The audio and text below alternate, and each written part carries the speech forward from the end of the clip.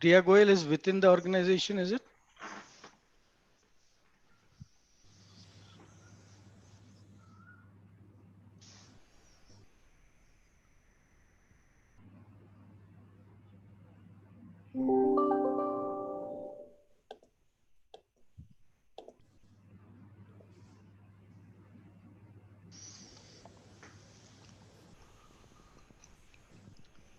Maybe they're expecting an audio, but we have still not gone live.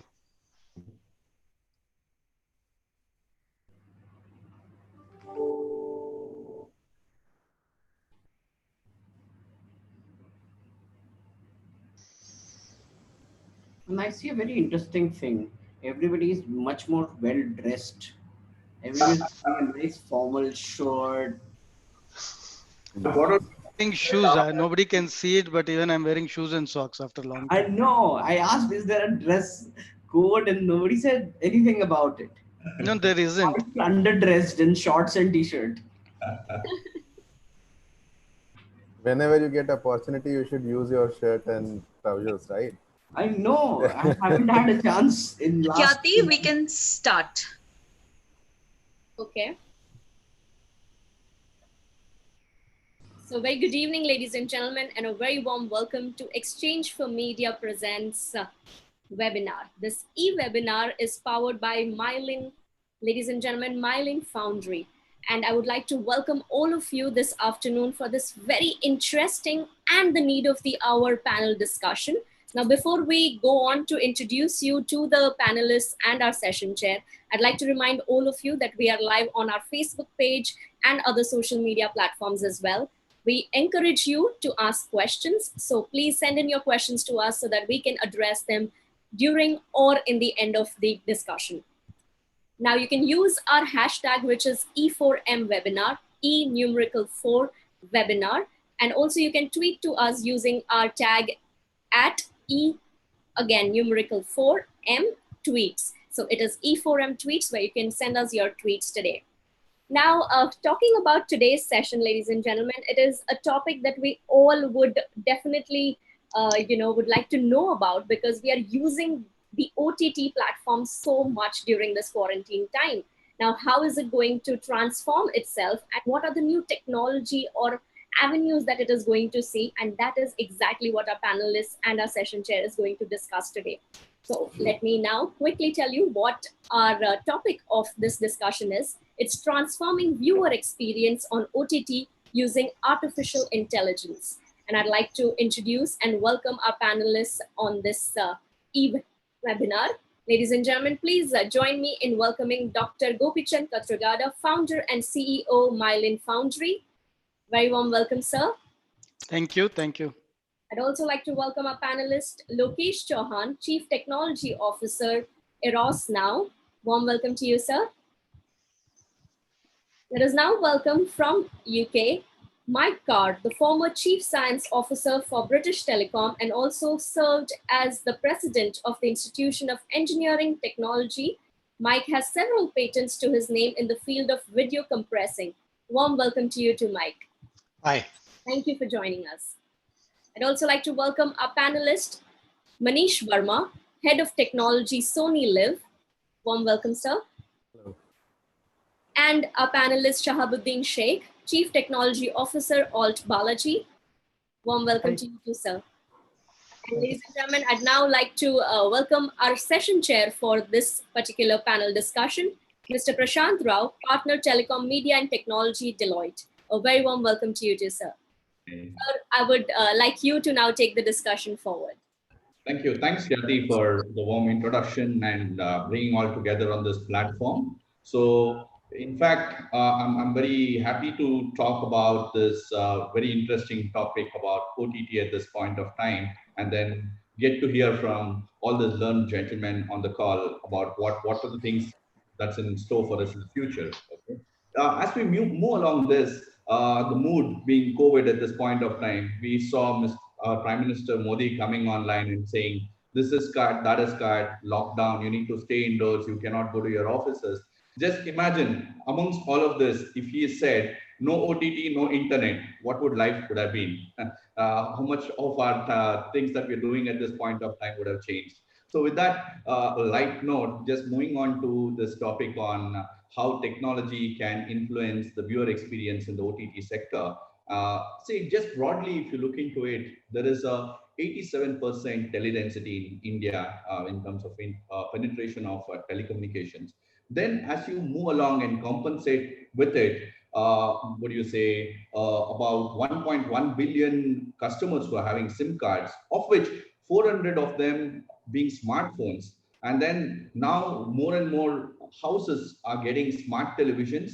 There are devices which can make your dumb terminal a smart televisions as well, like a small streaming stick. So the multiple of these things are giving a push towards OTT's success. So as we see right now, there may be about 35 to 40 large OTT companies which are currently operating in India, catering to the demands of the customer. There may be about give and take 50 million odd customers who are currently looking into it. That means we are at the start of a big revolution and a change. And then what we need to achieve is the entire population of India going towards this. So about 3.5 hours of consumption is what we see on a daily basis. So what's one other unique factor in this scenario is the OTT consumption also leaves behind a trail. You know who's consuming, what time it's being consumed, what is being consumed, and various things about you yourself, gender, your what do you say, demography, etc. So how is all of this being used to give you better experience? So let's dwell into this and get to some of our speakers to understand how what's happening in this area and what's being done. So quickly to jump onto this, maybe I'll just throw open a very broad question to Mr. Gopi to say, how can maybe user experience help OTTs to make them stand apart from the rest and then attract more and more customers towards them? So maybe Gopi, you can take it. So, Prashant, thanks for the question. And if it's okay with you, I'll take it a little broader before diving deeper. So it's a fantastic juncture that we are at. And it's a great time to be a person who is interested in creativity, who is interested in technology. Because they have come together like never before. Creativity has been democratized in many ways, and technology is making a lot of things happen. So today's conversation, I'm looking forward to hearing from everyone in terms of how they are viewing this intersection, because there's so much happening. So the way I would like to share my thoughts is that there is a journey of a story in many of these OTT broadcasts, and that story could be video on demand, it could be a television serial or a movie. It could be sports, which is also a story. It could be news. It could be gaming. These are all things which are fair game when it comes to viewer experience. There is a journey of a user, the user and his journey between content as well as within the content. So we'll come back to each one of that. And then there is a journey of a pixel or an audio byte from where it is created all the way to where it is consumed. So each one of these are impacted and impacted in a favorable way in terms of how content is being consumed and being enjoyed. So let's come back to the journey of the story and the creative, agile, multi-gen needs which are now being expressed. So what is happening here? So if you look at AI, which is one of the focus areas for us today, it is looking at the ability to do plot generation. Previously, if you want to create a story, you had to do it entirely as a creative output of an individual. Even today, I believe that an individual cannot be removed from a creative activity. However, he can be made more creative and be given lot more inputs in his journey as a creative person. So there are branching narratives which are possible today. You have watched that in a few of the global channels, and it was a very much a starting point. But AI can make these branching narratives much more meaningful. Beyond plots, you can have story generators. You can have short recommendations for a particular scene. You can have an action being followed in case of sports. You can have a ball being followed in case of cricket or soccer. You can create news by by compiling news from various things which are happening around. So these are on one side. On the content as a media itself, you can democratize VFX. So you have seen user generated content in various methods, where really what's happening is the VFX, which was only available to large media homes, is available to everyone on their mobile phones using AI. You can modernize content. Content every 3 years is being outpaced by the display capabilities, right? So, and you can generate content as well. You can generate trailers based on a large volume of a movie, for example, or otherwise put together a brief of news and so on and so forth. Now, the journey of the user, the need there is precise, timely, interactive content. And this is exactly what is made possible by AI. So recommendation engines make precise content available at the right time. You can have video x-rays which are AI based, which are not manually tagged. So you can actually have an ability to look at what is happening on this screen, who is there, but also whose voice is playing the music in the background, but also what are they wearing, what are they carrying, can I buy it somewhere, right? So many things are possible in terms of the journey of the user. And then in terms of the journey of the pixel, the story is about efficiency and quality. So buffering, today you got buffered on my screen just as you were speaking. Maybe not the same for everyone. You just got stuck and your voice disappeared. It doesn't have to happen because today I can transmit a very small size file at lightning speed and only use the edge device to get the right quality. What is the quality? Resolution, zero buffering, dynamic range, removing noise, removing artifacts. And AI is a tool, and it should be looked upon as like as a tool. And it is hence one amongst the set of tools which should be looked at. At a later point, I'm happy to discuss as to how AI will do all of this, but I just wanted to give you that flavor of the journey of a story, journey of a user, and journey of the pixel, all of which are impacted by technology in this beautiful way. Thanks, Gopi, for wonderfully putting across all three journeys on that side. So, as people go through this journey, as various experiences are taken through this, obviously there are certain challenges that come across. One such similar challenge that we noticed recently was the massive load on bandwidth that all of concurrent users started using it, and then that put in quite a bit of load on our telecom networks. So there was a direction that is given by our government to say, you know what, we cannot provide HD services on mobile internet. So people had to accordingly change their standards and then accordingly cater to the user environment based on as is, where is. So maybe it's right time to take a question on what kind of challenges are OTT broadcasting goes through, and then what are the some of things that we are doing to overcome them. So maybe Mike, can you take a stab at this challenges part of it? Yeah, certainly. I always look at things from my sort of previous expertise, which is around image coding and image compression.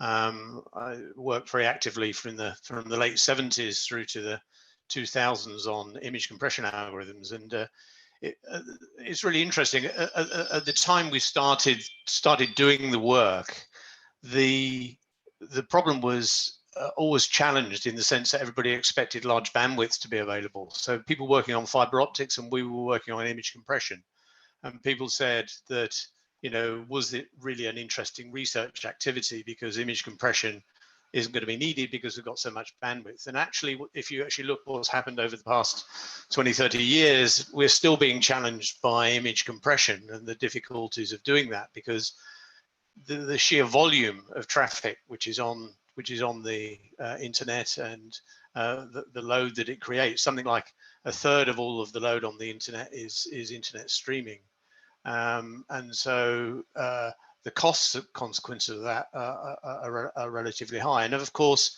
there's been a whole series of coding algorithms that have been created over the time. You know, I worked very actively on H.261 in the 90s.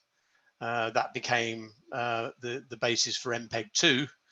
And, you know, MPEG-2 could achieve what, an HD picture in interlaced form, 1080i, probably around 40 megabits per second at that time, and that was considered to be a real achievement. And over a 5-year, 10-year period, as the compression algorithms have got better in terms of the implementation of MPEG-2, MPEG-2 itself didn't change, but the compute power available in order to do the compression increased. And we can now, using MPEG-2, probably get the same picture down something like 15 megabits per second, something like that.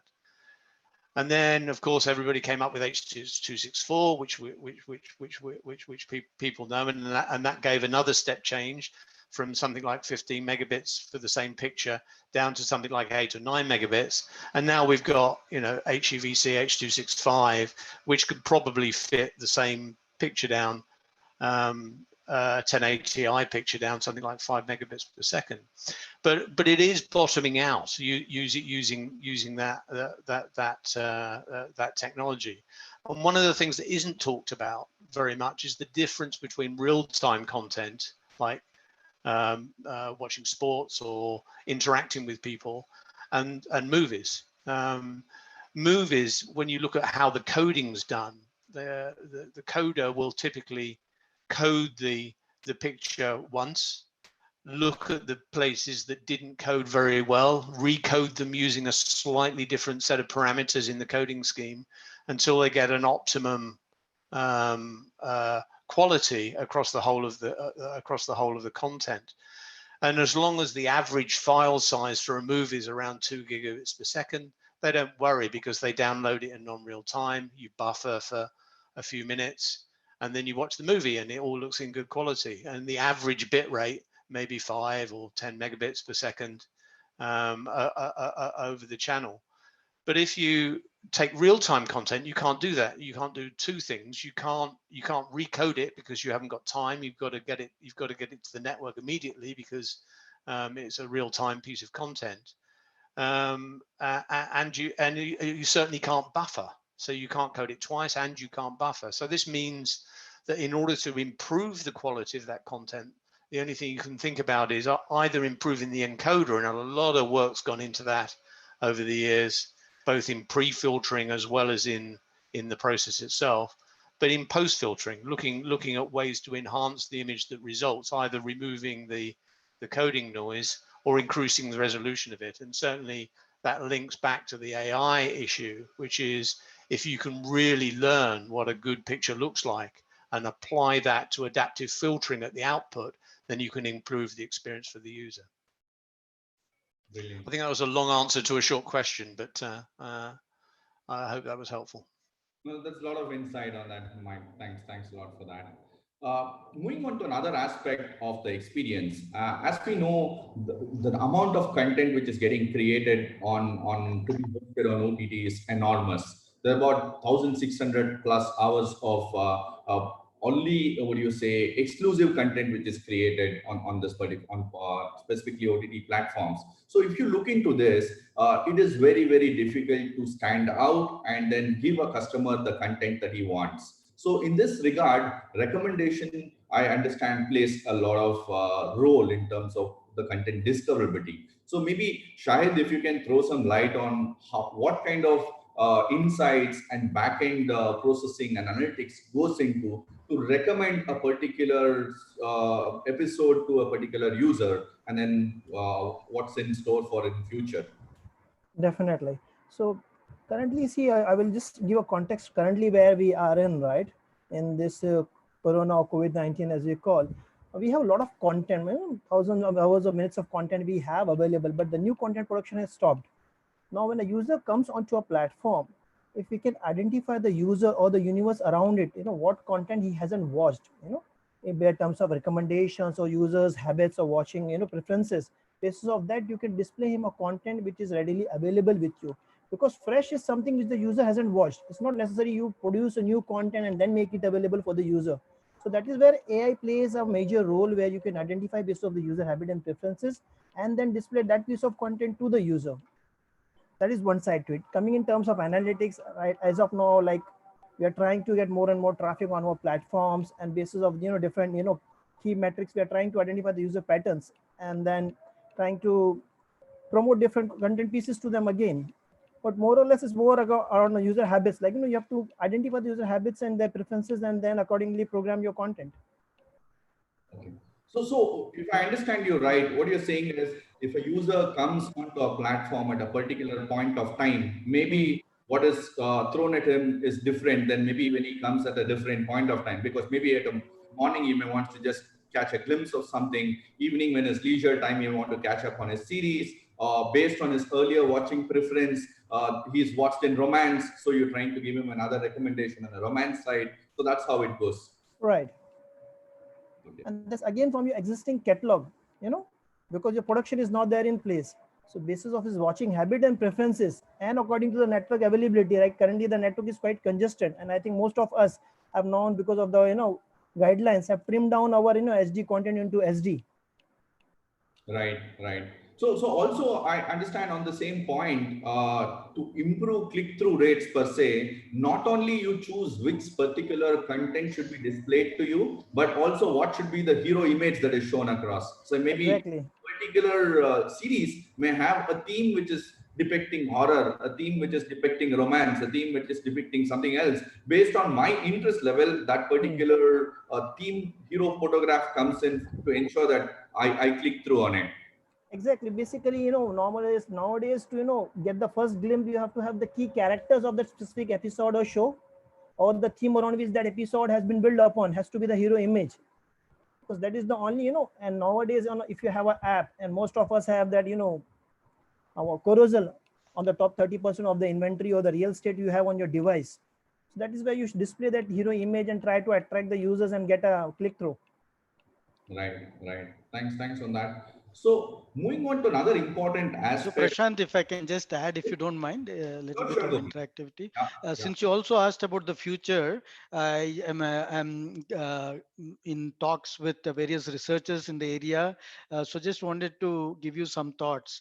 One is, of course, the individual and what he or she watches, but also there is a network science element to it as to what is the peer group watching, because there's a lot of content consumed based on what can be discussed, and there is a viralness to the content. Being able to predict the viralness of a content is also another aspect. But I would also point out that there are folks very early on who have taken out intellectual property on connecting bio signals to recommending content. So it is not as complicated today, because if you have a heart rate variability, which is on most wearables, you can link that to what kind of content to recommend, or if it is a branching content, how the branch should work, because I might not want to spend the time figuring out each branch. So there are lots of fun stuff happening. It won't come to light for another 3-4 years, but it's good to know.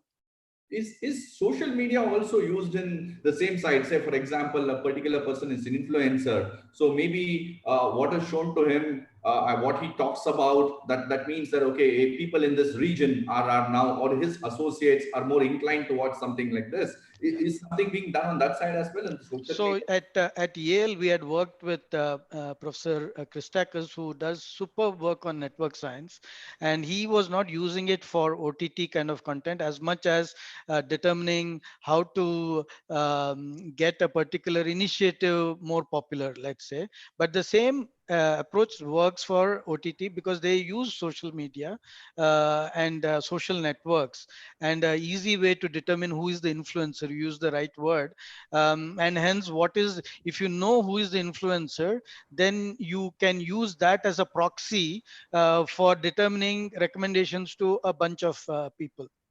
And then at this point, also what I wanted to say is bringing in what Mr. Mike said sometime back. Recommendation may not only be on the side of the content to be watched. It can be even whether you need to go for a plan, which is a HD plan or an SD plan. I had a very pleasant experience that I wanted to share on this thing. So I bought a new TV, which is a HD TV, and plugged in and put on a particular streaming app on it. So immediately, as soon as I put on and signed in, it said you are on a HD plan, SD plan, which is ABCD. So why don't you press OK on your this thing to upgrade to HD plan 1 month complimentary? Yeah. And I did that, and it's been say 2 years since, and I've been on the HD plan. That is a wonderful experience, I would say, and an example of how to do a upsell at a very apt point of time. Yeah, they seem to know your bank account. Or the device I use. Yeah, that's a good proxy for your bank account. So on the same point, maybe I would want to open up another question on subscription, because in OTT, what's very important is subscription versus ad, etc. So the bunch of analytics being done to upsell, cross-sell to customers, move up subscription and stuff. So maybe Lokesh or Manish, you want to take this question on subscription, and maybe both of you add on these points on subscription and what can be done to, what's being done to move it up. Sure. Sure, Prashant. So before getting into the subscription, I would like to just take up the recommendation piece, and I thought that that's really relevant for all the OTTs. So yes, recommendation is something which is very important for the engagement, but I feel that we should take a backseat and see that how we can really create that recommendation for the user. And I feel that AI, which kicks in at right from the processing level of the content, because it all depends on how enriched my metadata is. And if I'm able to enrich my metadata well, then definitely I'll be able to give a better recommendation, because it all comes out of the metadata you are having in the system. When we talk about the metadata, there is a certain limitation in terms of how much you can put in manually, right? Now, I take the example of, let's say, comedy. Now, comedy also has the multiple variant: stand-up comedy, family comedy, kids comedy, adult comedy. Now, if I'm not putting my metadata correctly, I may start putting only comedy, then the recommendation which is coming up to the consumer may not be correct. Similarly, if I have to start putting the markers for showing the recommendation, or even for that matter, search, if I'm not able to put the markers at the right time by using the right system, because putting the markers manually may not be possible. I need to use a AI system which can put the marker based on the character, based on the emotion, based on various key moments in the sequence, right? So I should be able to pre-process the content using a sort of either manual and the combination of manual and AI systems, which are able to put either the markers or the metadata efficiently at the time of pre-processing, which I can then use for either recommendation. And on top of that, I would say even more important, which is becoming now, is the personalization of the content or the experience for you, because it is all about experience, right? And given that the consumption is gradually moving towards the prime time consumption on the bigger screen from a smaller me moment on the mobile devices, which is still the prime, which is the main consumption for the consumers on the mobile, which is wherein I am interacting one-on-one with the content. The moment it moves to a big screen and the prime time consumption is happening on the bigger screen, you need to create the experience based on the profiles, right? Now you can't just watch a content on a bigger screen having a 4 or 5 of your family members sitting. So you then start creating the personal experiences by having those profiles. I think these are all emulated using the metadata, enrichment of the metadata. Based on the metadata, then I'll be able to either create the experience or recommendation or the personalization. So that is what I think we have been working on, and we are trying to create a lot of personalization for the consumers inside the application, besides, of course, the recommendation. And in the same breath, I would take up your subscription also. We offer both AWOD and SWOD content, right? While AWOD is good, which is primarily our catch-up content, and some of the premium content also is available in the AWOD, but a lot of content is in the premium segment: originals, web originals, acquired content, and some of the other premium. All the sports is behind the paywall, right?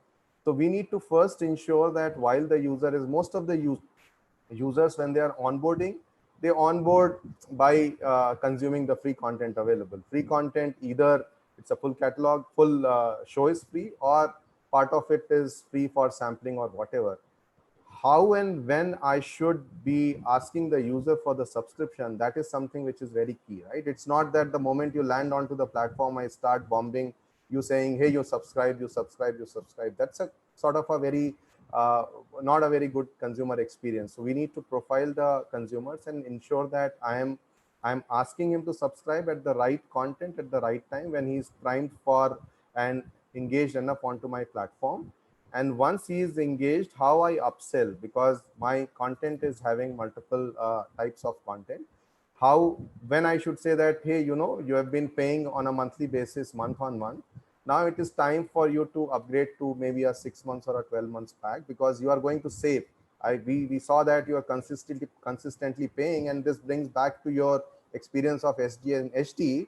If a user sees that I am paying X amount every month on month, and I'll end up paying 12x, if I upgrade to a annual plan, probably I'll end up saving 50% of the cost. That brings a wow factor wherein consumer feels that this product is for me, takes care of me, and it really values what I am spending onto the platform. And the third aspect is, how do I ensure that users are not churning out when they are on my platform? So when I need to kind of profile whether the consumption pattern is there, for example, if I find that you are not consuming something, it could be because the content is not available, or it could be because of the quality of service also. If I'm able to profile and understand that what sort of a quality of service I'm able to offer, it could be the last mile issue, it could be ISP specific issue, it could be device specific issue. But if I'm able to capture the quality of service data and recommend or suggest a user, hey, you look like you are on a lower bandwidth, you may want to shift to alternate connection to have a better consumer experience or whatever, users are definitely going to engage and kind of consume more. So subscription, and that is when once they engage with your platform, they consume more, they get a satisfaction, they then likely to continue to pay on your platform. So I think there is a complete funnel which we need to manage, and at each and every level, we need to make sure that we are really capturing the right kind of data, using that data to use it in a way which really brings in a better experience and convert the behavior into habit. Essentially, when the user is landing, there is a behavior change which is happening. So I'm consuming either data on a smaller device, moving to a bigger screen, or I'm consuming it on broadcast, moving it to the digital. Now this behavior should convert into habit by bringing in the better consumer experience and the consumption behavior onto the platform. And a lot of info, useful insight there. Lokesh, you want to add something onto it? Sure. Thanks, Manish sir. You have covered most part of it, leaving me very less to contribute to. But the way I see it, this is a mix of what you were getting from earlier experience of using family, based television show. So all of you and your family will sit down and watch the show because it was entertaining to everybody. The angle of personalization which comes into picture with OTTs, now we can selectively identifying what you consume on large screen versus small screen, where you consume what you would say family friendly content versus where you are open to more edgy stuff. So you can identify based on location, based on devices, you can identify the time of the day of the week. All sort of these metric is available to us. So these intelligence recommendation system pieces that we talk about, they are all evolving with these newer signals. We are evolving on part of how we do process any specific user data even. So the mood of the day and all those factors come into picture. The recent events come into picture, like Rishi Kapoor died, so we had a catalog of movies which belong to his golden era, so it was rather easy to surface it. So any of those signals that we get, okay, we do demography, we understand which other perspective users for which we surface this content, and we'll get a larger click through rate or a larger playback. So that engagement metric that Manish sir was talking about just now, that is the key factor for any subscription business. If you don't have enough engagement, if you're not able to add newer content, if you're not able to resurface older content, if you're not able to identify the taste of the user based upon when it makes sense to him or her, then we will not be able to engage him or her long enough. That engagement piece is a constant drive, and you use social, as you talked about earlier, to get the influencers to talk about your content, You produce higher quality show, then you can, market it better. All of this goes as a journey. So media is all about telling, a story. We are in the business of being storytellers. How best we can tell a story is by creating a great show, surfacing it to right audience, and then ensuring the last mile delivery is superb.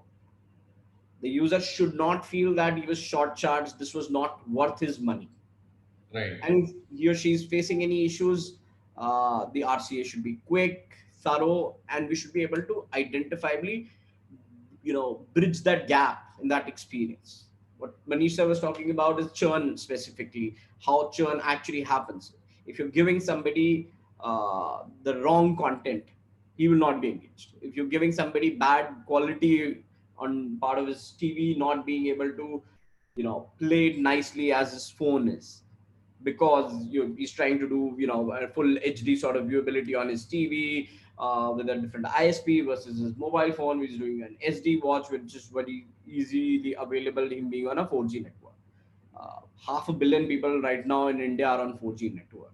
That gives us a huge opportunity. It far surpasses the Tata Sky and Airtel reach. And that's where I see that this is a habit that is going to be much more consolidating if you are able to deliver on the premise of, this is worth your money.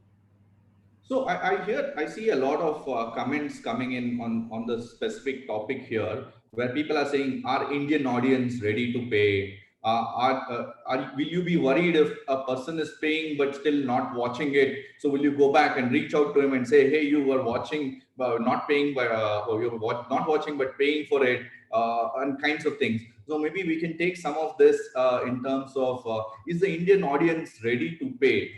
Golden question that keeps coming again and again.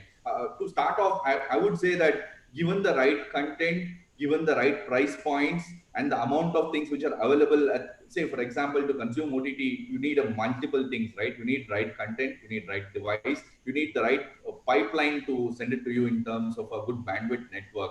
If all of those are available in the right price point, the right personalization experience, why not, is what my take is. Maybe the panelists want to take a go at it. I mean, it's not breaking the bank. I mean, all of us are pretty economical as part of buying a subscription for. So definitely, there's a bang for buck approach that all of us are pricing our packs with. Obviously, as Manish said earlier talked about, if we understand if user is unable to watch, then how to validate that if it is our fault, how to ensure that his money is not going to waste. That is a very key factor and part of customer engagement and satisfaction, that he is not being, taken for a ride. So the trust factor is very key for any of us to be competitive in the business. The moment people believe that it's not worth their money, then people will not be bothered about, next month's subscription. And isn't our population our boon at when it comes to this? So while someone else, if he creates a particular content spending X amount of budget, to recoup that, there is a small base to charge, and they needs to charge a particular amount. And we, with our billion plus population, if everyone contributes a little bit, the content creator and the platform all get their bang for money, and there will be a lot more to share. And then this particular content which is created can be reused again and again. So that's one of the secret sauces also, I feel. Oh, definitely. I mean, that is the primary reason we are all very aggressively believing that India is a growing market, and the cost of creation versus the money that can be made over that particular asset, that balancing act right now, though it seems a little off, but in the longer run, we believe that will come into picture. We should be making money. That's what we are doing here. Prashant, So I see Prashant, it. sorry, Manish, go ahead. Yeah. Okay. Thanks, Gopi. So Prashant, I see it actually twofold when we're talking about willingness to pay and the propensity to pay, right?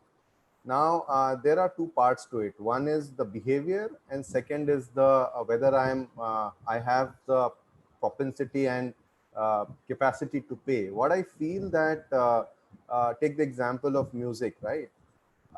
It's not that I can't pay for it, but a lot of people, due to high piracy, people are still side loading.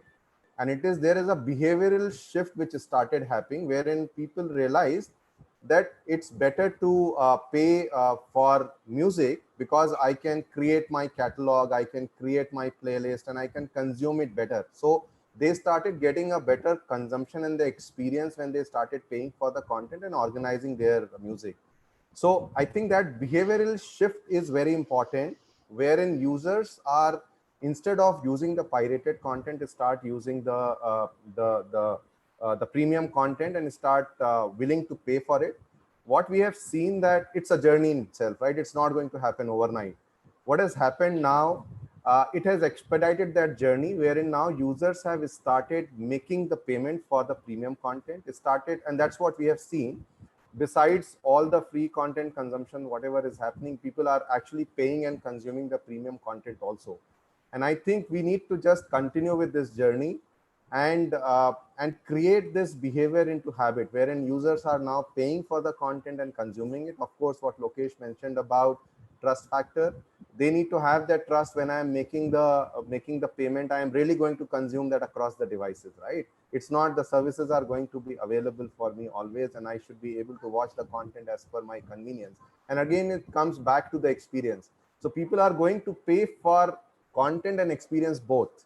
If we expect users to pay for content only, probably no, they will continue to sideload and kind of consume the content. And that is where, again, I'm talking about coming back to AI and ML, to know your content, to know your consumer, to engage him, give him the experience which actually give him not only the content but experience both across the various devices, are going to be the key. And that is where users will be willing to pay. Yeah. So Prashant, I just wanted to add that while you're right in terms of India is a large market, and even if there is significantly right now AVOD consumption, which is advertisement based, even the percentage which is subscriber can be attractive. However, it gets segmented also in terms of content by vernacular. And so while the population is large and there is a large group who can understand and look up to Hindi content and English content, but there are other content also. So there are challenges which can be solved because your vernacular content, or you're making your other content available for people who only understand vernacular, is also possible, both from a transcription kind of services, as well as various other means, to make sure that the content which is produced is available. Also, the remote location problem exists. As soon as you go out of tier 1 city to tier 2, even a place like Chikmagalur, you can't even get your WhatsApp messages, leave alone play a video. So that also is a challenge in India, which needs to be addressed in order for the subscription base to continue to increase. Better people than me in the audience, I'm sure that they will have comments if they agree or disagree. But Manish, Lokesh, Shabuddin, I think you might have been experiencing these as well in terms of remote areas and vernacular. Yeah. So, Yes. so a point on the payment thing before I just jump onto the other thing with regard to vernacular, remote area, and then how do we manage on that side. On the payment side of it, the other challenges that we are seeing is the digital payments and acceptance of digital payments by the consumers at all, and then ability to pay through a credit card or a wallet. Wallets have come as a boon in that scenario. And then also what we are seeing is combination and then newer payment models reviving and coming up in terms of operator-based, carrier-based billing, which is seen elsewhere in multiple other countries. In India, we are seeing that it started to happen. Also, bundling of products. Say, for example, we've seen 3-4 OTT products being bundled in and being offered together as one subscription to the user, and then paid along with his other normal subscription that he's used to. So these are some things which are also trying to convert users into the paid ecosystem as such, maybe. So one other thing I'm just seeing here is on the point that Gopi mentioned as well, a small remote area that you go in, you may not get network as such. And I'm also seeing one other question which is coming in. How do we ensure that best in class video quality experience is achieved irrespective of the content that is being used what kind of encoders that we use. That's one part of it. The other part is a lot of the small scale cities may not have the best in class network. So do we have a different strategy for them? So Mike, maybe you can take both of these questions together and throw some light on it. Well, looking at the sort of the fundamentals of it, the quality of the encoder is pretty well everything. And essentially what the encoded stream is a set of instructions on how to decode the picture. So the decoder itself has very little control over the quality that's achieved. It's on the encoding side within the bandwidth that's available. There are some things that can be done though, which is in the post-processing section of the decoder in terms of being able to enhance the image after it's been decoded.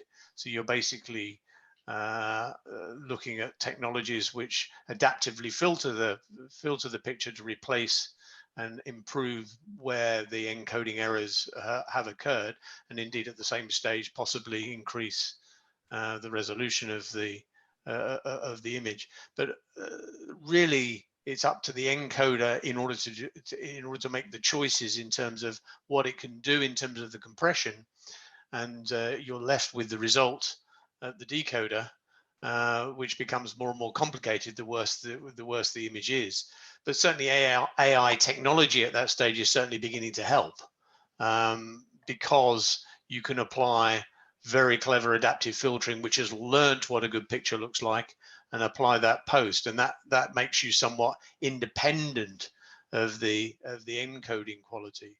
But the ideal situation, of course, is that you've got, you know, the best quality coder you can have for the bandwidth, and then you can think about upscaling the image quality in resolution terms, rather than just worrying about the coding artifacts.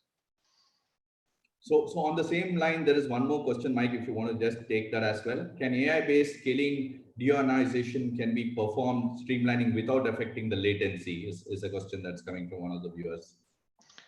Yes, because the filtering is per frame and is a spatial filtering per frame. So we might argue technically whether it's a millisecond or less than a millisecond or something, but effectively in reality, compared to the end-to-end delay of the system, you can do the improvement within a tiny space of time. Yeah. So that you wouldn't normally worry about. If I can add to that, so the challenge is doing it real time, like Mike said, and doing it at a minimum of 30 frames per second. And with the abilities that we have today at the edge, you can do it real time, and it has been demonstrated.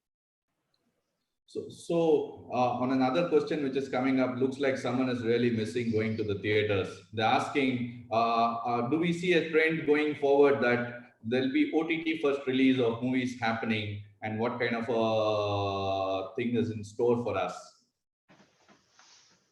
Prabhudeep, you want to take a shot at, or maybe Lokesh, one of you? Sure, I'll take this one. So it makes a lot of sense for a situation like current, where there is no way people can go to theaters and watch it. But these are very early indicators on part of how does it transpires into what you'd say monetization strategies. I mean, movie production is much expensive business than producing an original show. The amount of money that goes into a high quality movie, a period drama, or something which is set up in some remote location as an action movie or something like that, it costs a lot. How do you basically monetize on basis of that is very difficult to answer. There has been some great experiments like Trolls, which basically made enough buck, but I am not very sure every movie that goes through a digital premiere route is going to basically have the same impact, and it's actually very difficult to quantifiably measure the financial success of any of these properties directly. There's a So for movie it's very simple. It's essentially first 2 weeks where you basically make 95 or 97% of your overall money. Rest of it is pretty much very small incremental updates on week basis of business. Uh, but that's money in the bank. That's directly correlating to that particular movie. For an OTT platform, it would for a subscriber based OTT platform, it's a very difficult task. A TWAT definitely will make most sense in that scenario, because then you can directly attribute and correlate, okay, this movie actually made this much money. Right. So a related question on that side. Now, with a lot of analytics available, like we understood, there are two kinds of things that you look into: 360 of a customer, 360 of the content itself by breaking it up into multiple metadata, like Manish was explaining. By doing all of this, is some kind of analytics being done for curating content as well? Is the technology dictating what is to be procured, what is to be produced, etc.? So any thoughts on that side? Oh, definitely, definitely. We are getting much more insightful about what content works with what segment of people. How we create bigger segments by overlapping multiple factors together would make a show or a movie which will have wider audience. And this is now getting, backed by technology, but this is traditionally been the approach of creating content. How do you create a family friendly show which is clean and is fun? Is because you understand it is for a living room experience. The entire family needs to sit down and enjoy it. So you are basically creating wider audience base for yourself if you're creating a content that can be consumed with family. Right, right. Very true.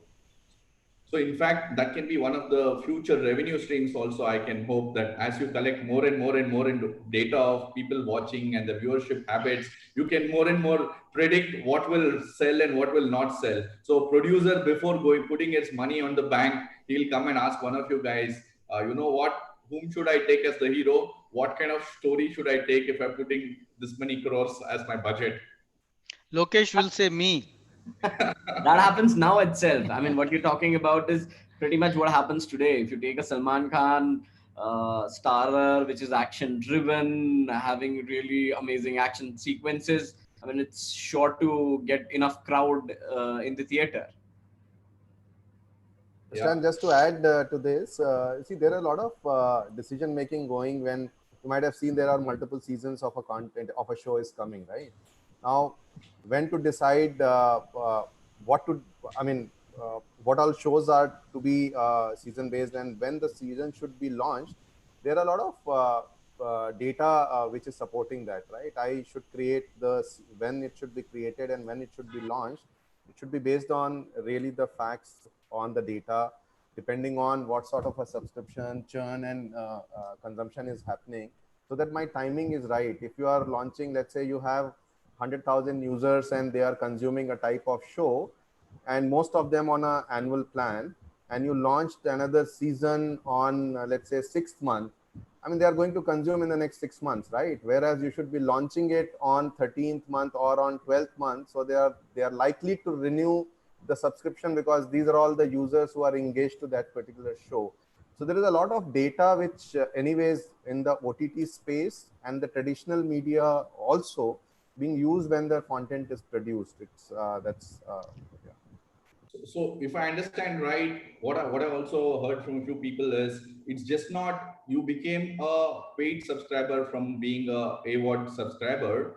What route did you take? Did you click on a maybe an icon which is a sports property and come in and become a member, or did you click on a series which is an English series or a Desi kind of a series which is basically giving you a tag on what you're looking for, and basically as soon as that is getting over, you're looking at how do you replenish something in terms of content to keep this guy on. That's right.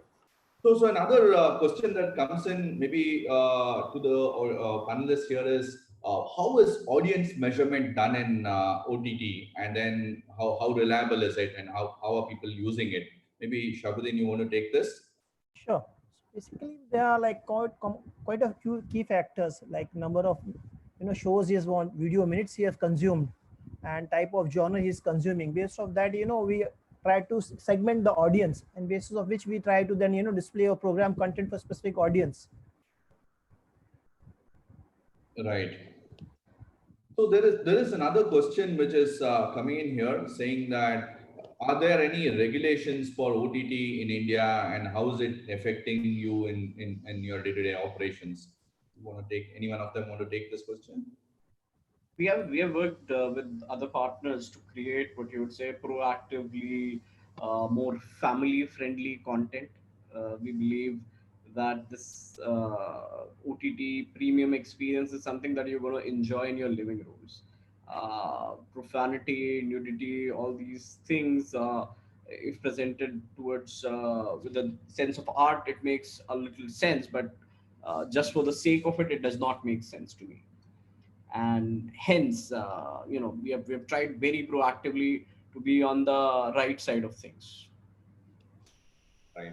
To add on to this, while the government has not maybe come up and then said, you know what, you follow these very strict guidelines to go in on this side, the federation of all the OTT players are coming together and putting in a self-governance kind of a law to say that before someone comes and says, you know what, you don't go out of your house any point of time for COVID, you just make a rule which says, you know what, I'll go out of my house only from 7 a.m. to 7 p.m. and then later on during the period I'll be staying inside my house. So similar to that, there is some bit of self-regulation which is happening on this side to make things better.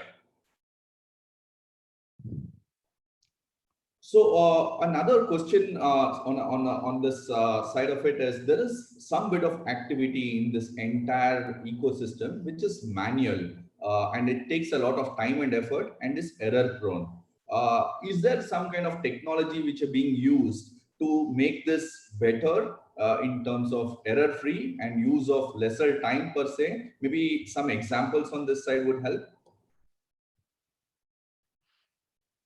Anyone would want to take this So question? let me go first, Prashant. So few things. One of the areas where there's a lot of manual work is content creation. As an example, if it is animation work, VFX work, significant amount of manual effort is required, and there is increasing amount of automation coming in as we go along. Some of it is technologies other than AI, but recently AI has played a role.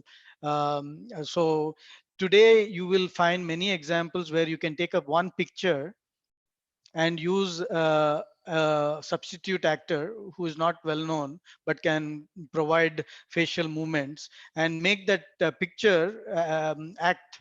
So you can have a person who is no longer alive, or you can have an animation, or you can have an animal. So these are areas where you're seeing a lot of automation coming into play. This was just an example. The other areas would be things like taking old content and making it, let's say you're taking interlaced content of low resolution and you want to make it progressive and high resolution. It used to be done manually, a lot of color correction and various other tools being used. Today, you can use AI definitely to go from a particular quality to a current quality. Just wanted to give you two examples to get it started. Shan, just to add, presently what uh, when I was talking about the Q point, so there are two big use case which probably would be required. Is one is skip introduction. So when you are in the binge watch, you definitely would not like to get into the introduction again and again. Those Q point tagging of the skipping of when to skip the introduction, and similarly the skip credit, right? In the binge watch, you definitely would not like to see that credit which comes at the end of the show or the movie. That is the one use case. The second is the creation of the clips, or especially in the sports, wherein 4 and 6 and the key moments and the and creation of the clips and posting it onto the various platform or even onto your platform. These are all can be automated because these are all really required to be done in the real time. You can't do it post match getting over and things like that. So these are all some of the things which are happening through automated system, which can really help and expedite the overall process, which least amount of error, because it's all based on some learning. And once it is there, you can kind of keep on doing it. Okay. are subtitles to the what do you say, the voice also one example of something similar, and maybe also grading user what do you say, recommendation, whether it's a AI, whether it's a U rated or it's a adult rated, based on maybe a blood splash which is coming on the screen, or a lot of abusive language which automatically AI picks up and recommends to a particular user or not recommend. See, from a technology standpoint, Prashant, the ability to transcribe is very much there. And the value is when you can do it with vernacular language.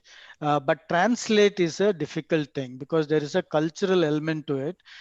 So let's say that we want to translate Hindi to English. That is very difficult because you can see even in your Google Translates or otherwise that you don't get the cultural context at all. And in a movie where there are songs and there are galis and there is local nuances, you'll just not get it right. So transcription is possible, translation will take some more time to automate.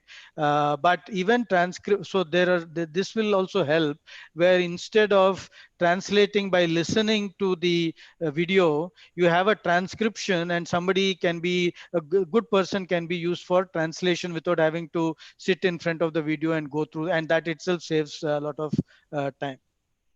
In fact, right apt on this, I saw a particular image yesterday which said dosa batter was translated by Google to say dosa ballebaz. That's what I'm saying. Even if you put it a language like Hindi, Hindi has so many dialects. Some people speaking in Western UP Yes. would be very different from how we speak in Rajasthan. It's as simple as that when you try to understand and transcribe it. But I don't think anybody is able to do it 100%. It's anyway, around 80% accuracy. You have to put a little bit of manual effort to identifiably say how to improve on that. The models are improving, but I do not believe 100% transcription or 100% accurate translation is happening anytime soon. Yeah. The other example for the manual labor now shifted to AI was identifying good keyframes while you're trying to scrub through a video. I mean, earlier we used to basically do create screenshots and identify markers and put it while you are trying to see what is happening. Now AI has enabled that pretty much. You don't have to do anything. Yeah, yeah. I see one other question which may come apt on time here is the application of AI and ML only limited to recommendation in thumbnails? There are a bunch of things I know. Maybe anyone want to summarize a bunch of things that we are doing through AI and ML and not just recommendation and thumbnails in this context? I know that I've taken some time. If anybody else wants to do it, happy. Otherwise, I'll happily do it. So maybe anyone want to give it a go, or Gopi, you can take it. Okay, so we discussed it early on in the discussion today. There is a lot AI can do, but I want to caveat that AI is a tool and shouldn't be looked upon as silver bullet. But it's a very important tool that we should leverage.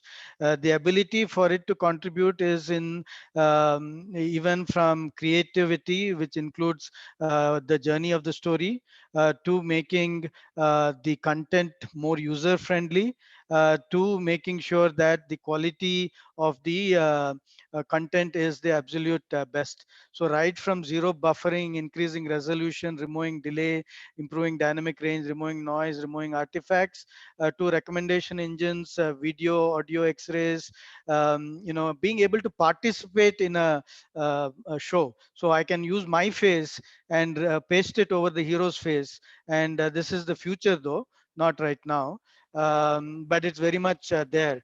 And then in terms of creativity, plot generation, story generation, short recommendation, action following, ball following, news compilers, democratizing VFX, modernizing content, and generating content. I know there is much more, but really today where we are is that we can take your content. We talked about SD, SD as a reaction to the present situation. We do not have to view in SD. You can transmit in SD, but we can still view in HD. That we can do today. So in very precise summary, what Gopi has put across is there are a lot more users than just recommendation and hero shot when it comes to AI and ML as such. Whether it is content creation at one part of it, the other one is when you get to consumption of it, the device that you're using, based on the device that you're using, automatically scaling up and scaling down in the kind of experience that you get.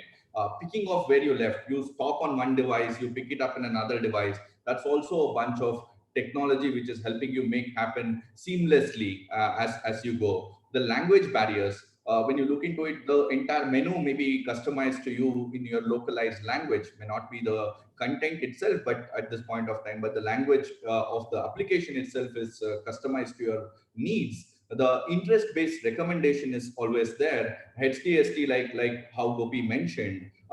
Then basically your interactive content, the content itself. There are certain shows where you can choose the outcome. You want to have a happy outcome, or you want to kill the heroine in the end as such. So it's in your hand. The producer is and the director is no longer taking those decisions. Whatever appeals to you, you can watch that accordingly. So these are some basic examples of how things are moving in this direction. So as I see the clock is hitting 5:03, any closing comments from anyone? Then maybe we can just close up on wind up on this one. Any closing comments? I'll just add to the last one. We're progressively moving towards the cost optimization using AI and ML techniques. When do we need more servers? How do you optimize your CDN cost? All of these are now based upon signals that we process and have predictive analysis at hand. Do we need to scale up for a weekend? Seems straightforward, but with how much factor? Very interesting. Yeah. How do you basically identify the right CDN partners? That is also something that we are putting in models and trying to understand better. Because if a partner A delivers a 99% versus a partner that serves for 100%, that 1% difference worth 1.5x money.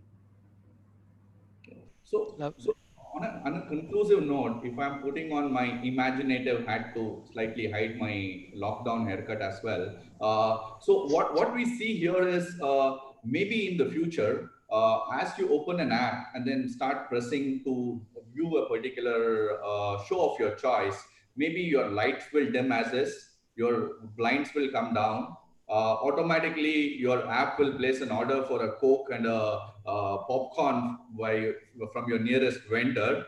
It will automatically post inviting a few friends to watch along with you, and that may be as small as your or as big as your imagination can go by. So that's what I would like to say and conclude and hand it back to Kathy in this scenario. That's 1984 all in one. We don't want really to live in that world where somebody else decides what should happen. Other than popcorn, you can always give me popcorn. Popcorn is fine. I love that idea. Yeah. So I think So we are maybe all user being decided. It says, do you want to order a popcorn along with it? You just say yes to Alexa and then it'll do it for you. Thank you, Mr. Rao, and all our panelists. Thank you for your time. And I could see that by the end, we were becoming really imaginative on what artificial intelligence can do to us in this quarantine. But thank you so much for your valuable time. I think I've taken some highlight points from this discussion, which makes me really happy and excited that someday I can be the face of the heroine and watch the movie as I would imagine otherwise. But thank you so much, gentlemen, for your time. To all of you who are watching us, you can rewatch this because the live will be available on our Facebook page for you to rewatch it as well. You can hashtag E4M webinar, and tell us your comments, your views, and you can tweet to us using our tag E4M tweets. I would once again like to thank all of you gentlemen for spending this time and discussing this really interesting topic, because all of us are all the time on our OTT platform. So we want to know what is new that is happening there. So before moving forward and concluding this webinar, I would like to tell all of you that Mylan Foundry has partnered with us to organize this webinar. Mylan is a deep tech company, and they are launching a product called Fovio Stream, which deploys artificial intelligence on users' mobile devices to enable streaming at disruptive costs and even in very low networks. So here is a short video to demonstrate and highlight their innovation. Let's take a look.